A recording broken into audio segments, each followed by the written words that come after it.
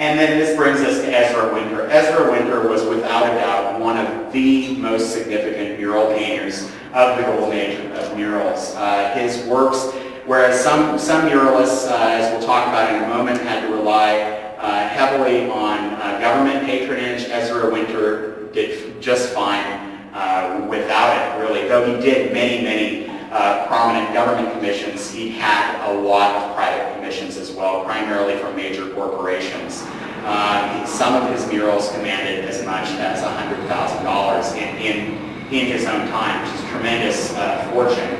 This is one of his better-known murals, primarily because of its prominent location in Radio City Music Hall. It's the Fountain of Youth, done between 1931 and 1932. I mentioned that he had to construct a special studio because his murals got larger and larger. So even to work on the large-scale designs for his murals, he had to have a large space. This is 3 stories high, to give you a sense of just how large it is. But Ezra Winter is an artist near and dear to the hearts of Birminghamians because he is responsible for the murals depicting the literatures of the world, which are in the reading room just below us. And so it feels a little odd to be showing you pictures of something that we can walk downstairs and see, but in the interest of time, I won't suggest that we take a field trip at this moment. But after the talk or at some other time, please do go and have a look at these works firsthand. They're truly spectacular. A little bit about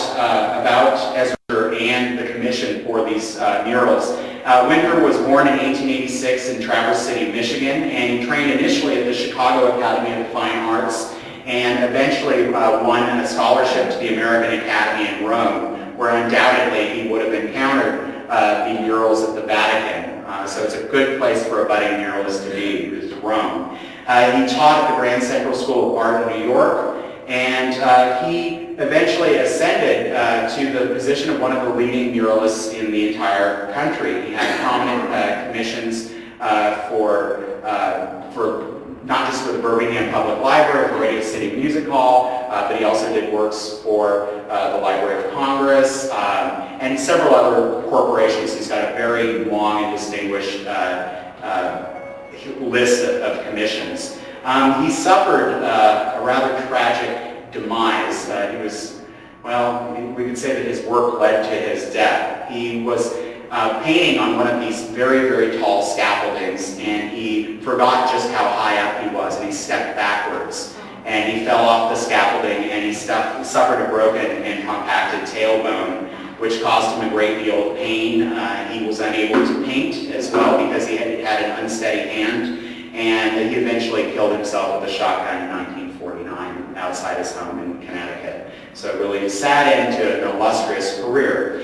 But he was responsible for several murals in the Birmingham Public Library. Winter and his assistants had already completed the murals in the children's room of the public library by the time the library opened in April of 1927. The reading room murals took a little bit longer. He presented the sketches to the library board on June 11th of 1928. And as you can see, his finished works represent the major literatures of the world. I'll recommend to you, if you want to read at length about the various scenes represented, there's a wonderful brochure downstairs which gives you an image of each one and talks about what it represents. But basically, he did a lot of research. He read extensively to decide which works of literature would be the emblematic of a particular literary tradition. And so for English literature, he selected Arthurian lore. He depicts Sir Lancelot.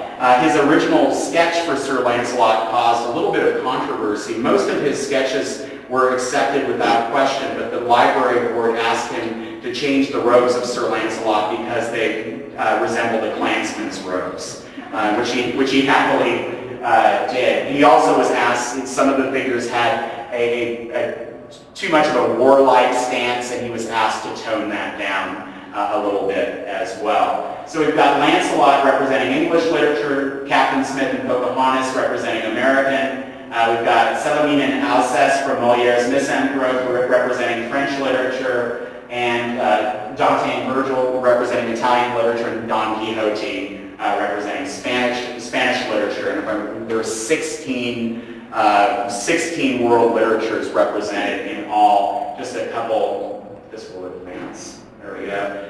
Greek literature is represented by the poet Bellerophon and Pegasus. He was given Pegasus by Minerva, goddess of wisdom. And then finally, Chinese literature represented by Confucius. They're really magnificent. And this goes back to what I talked about previously, how murals needed to be painted in a manner that was very clear and easily legible to the masses.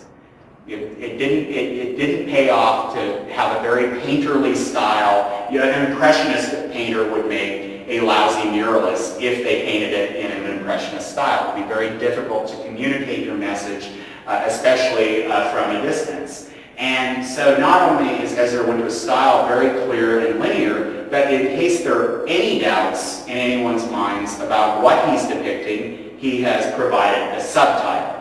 And so that's something you see in mural painting quite frequently.